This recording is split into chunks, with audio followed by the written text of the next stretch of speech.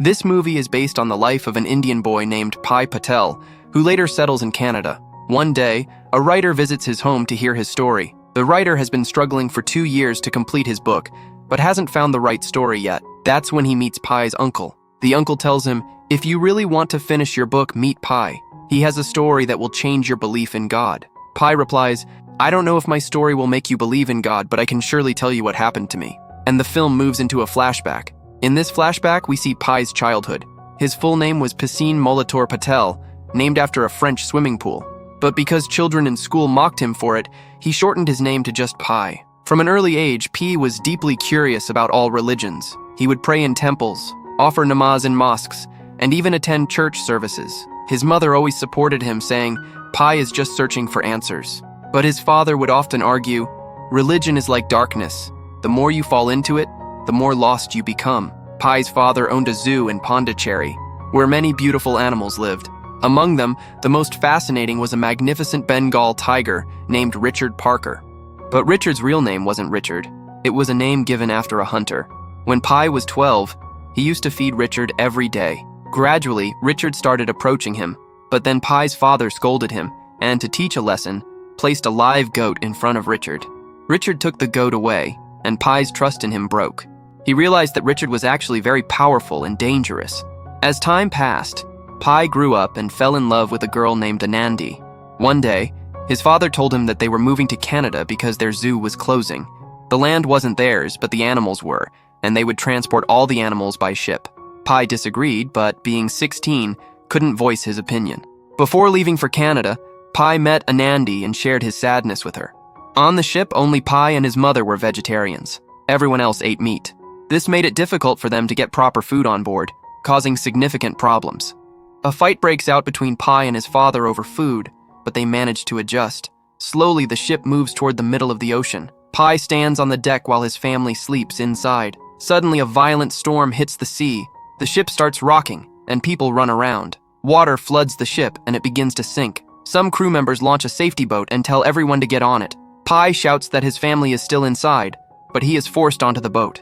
Pai is alone in the safety boat when a zebra falls onto it from the ship, breaking the ropes. The safety boat falls into the water, leaving Pai and the zebra as the only survivors. The furious ocean waves smash the ship to pieces. Pai repeatedly tries to save the boat despite it capsizing several times. Then he sees someone swimming in the water and throws a tube for help. As the swimmer comes closer, he realizes it's not a person, but the Bengal tiger Richard Parker. Terrified and shocked, Pai jumps into the water and sees that his ship has completely sunk. He swims back to his boat, but finds Richard Parker isn't there. Only the zebra remains, unable to move from its spot. When the zebra jumped onto the boat, its leg had broken. Morning comes and the ocean calms, but the boat is still filled with a lot of water. Pai starts bailing out water with a bucket when suddenly a hyena comes out from inside and tries to attack him. Pai climbs on top of the boat, grabs a stick, and defends himself.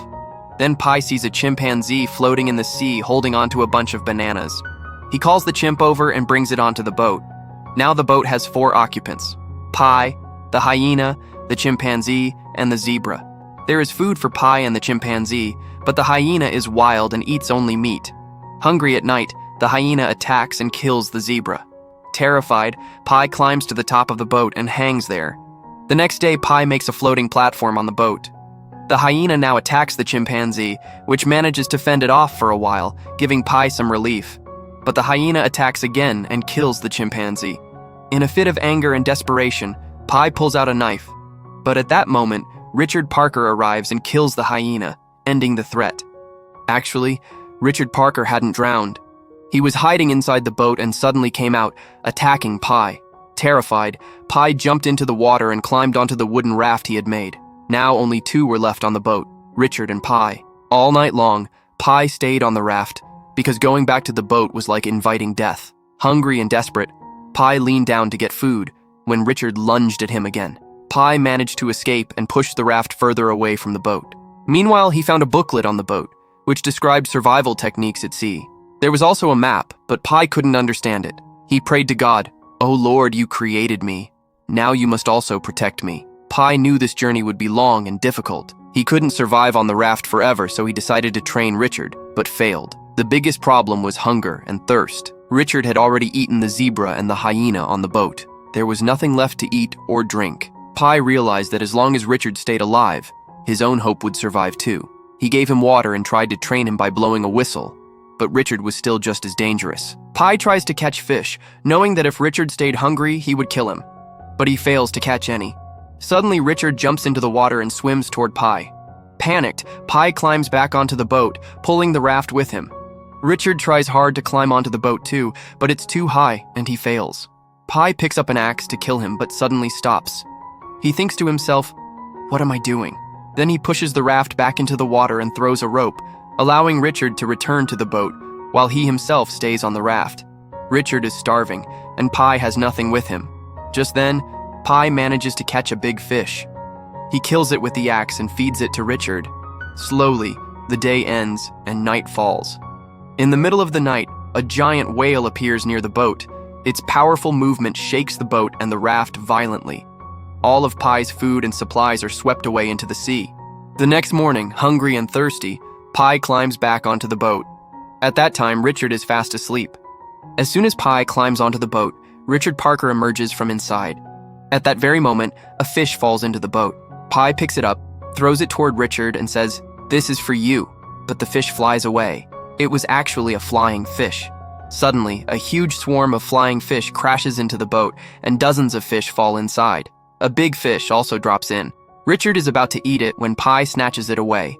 Although Richard is furious, he lets it go. Pi, who had always been a vegetarian, is forced by hunger to eat fish for the very first time. After this, he begins training Richard and slowly gains some control over him. Still, Pi doesn't fully trust being on the boat, so he spends most of his time on the raft. During this period, a violent storm strikes. Heavy rain and giant waves rock the boat, and Pi's raft gets swept away. Now, he has no support left. Days continue to pass. Weak from hunger and thirst, even Richard starts to collapse. Pi sits beside him, rests Richard's head on his lap, and cries out to the sky, "We are going to die." Both of them fall unconscious. The next morning, when Pi opens his eyes, he finds that the boat has struck a mysterious island. Starving, Pi steps onto it, eats wild plants, and discovers that thousands of meerkats live there. In the middle of the island, there is also a freshwater pond. Pi jumps into the lake to bathe, while Richard Parker comes and fills his stomach by eating meerkats. In the evening, Pi prepares a bed on a tree to sleep. During the night, he sees all the meerkats climbing the trees and Richard escaping back to the boat. Pi notices that the water in the pits has dried up and all the fish have died. A fruit falls on his head, and when he breaks it open, he finds a human tooth inside. He then realizes that this is a dangerous island because at night, the water turns acidic. The next morning, Pi collects plenty of vegetables and meerkats and stores them in the boat. He blows a loud whistle to call Richard. Richard comes to the boat, and the two set off for the rest of their journey. Eventually, they reach the shores of Mexico. Pi steps off the boat onto the shore, and Richard walks into the jungle. Pi hopes that Richard will look back, but he does not. Saddened, Pi begins to cry, until some people arrive and help him. The story then returns to the present. Pi tells the writer that God was always with him, and Richard Parker kept him alive. The writer is deeply moved by their story and asks for permission to write it. Pi agrees, and the story ends here.